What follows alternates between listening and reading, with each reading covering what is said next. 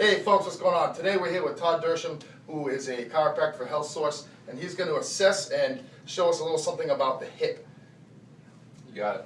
So one of the first things that we like to look at with the hip is we do supine hip flexion. So first we want to take into consideration that there's going to be some anatomical differences with everybody's hip and how it's designed.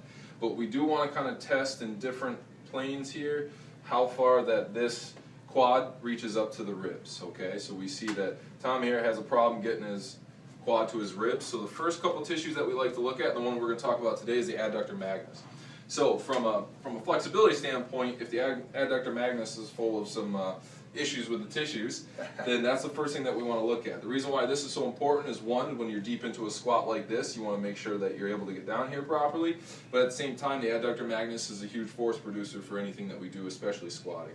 So when we check this assessment and we can feel that there's kind of this bony end range that's not letting us go, this is one of the first things that we want to address. So when you're in my office, one of the things that we're going to look at is getting right in here to the Adductor Mangnus, following it all the way up to the knee, and finding areas that we need to just address.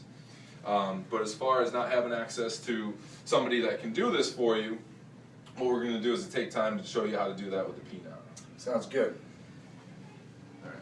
Now, well, what you can do, okay, I'm going to have you flip over, all right?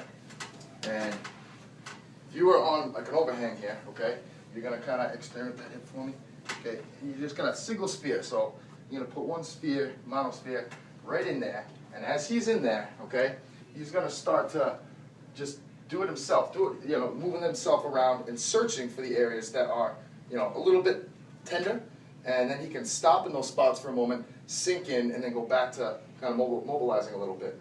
If this is too uncomfortable being in a position, you could use something like a stepper, okay? So let's lift up for a second, Tom. And that gives you a little bit more leverage to do what you need to do, all right? And he could always just take his hand and grab that P-knot and just adjust it, okay? He could also kind of take it and oscillate around like that to kind of loosen it up. You can also use this to grab your knee and actually pull the knee up and over the P-knot to really kind of get that tissue so while you're taking it through some hip flexion. Yes, I like that.